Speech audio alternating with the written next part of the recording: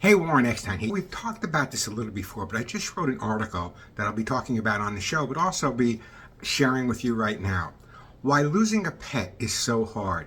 Very often, people that have never had a pet or never had the opportunity of being owned by a dog or cat don't understand why people who lose their dog or lose their cat due to illness or just age take it so difficult.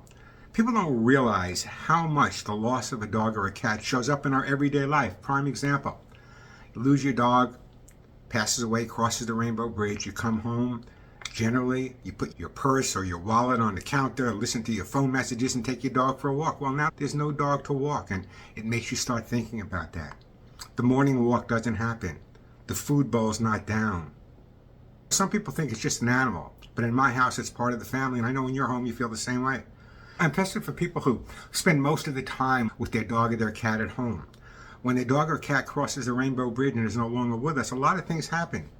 This may sound a little eccentric, and heaven forbid I should be eccentric, but the smells in the house are different.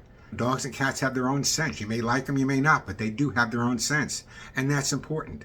The companionship you have. During COVID, so many people adopted dogs and adopted cats and spent their life and day with them 24/7, and all of a sudden that dog or cat is no longer with them. What happens? So for those people out there that don't understand the concept, that your life with your dog or your life with your cat is your life with your dog or cat. The walks, the feeding, even the cleaning of the litter boxes is no longer there.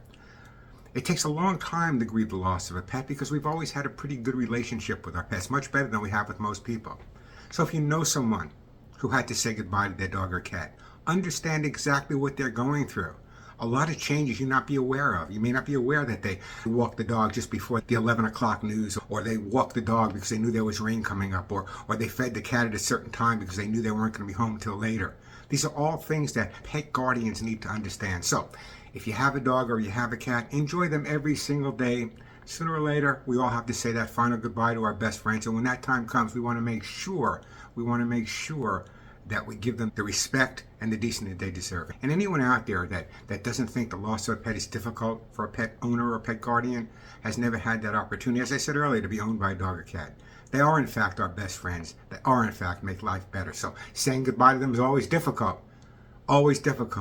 But sometimes the memory of them, and sometimes I just think about my dogs and I smile. Other times there are times when I can actually smell a dog that's not around anymore. I know it sounds a little eccentric, but it's true. And anyone who's lived with a dog or cat knows what I'm talking about. So if you've lost your dog or cat, you will get through it. Don't forget them. Their memories will always be with you. And I promise you, they won't let you forget either. I'm Warren Eckstein.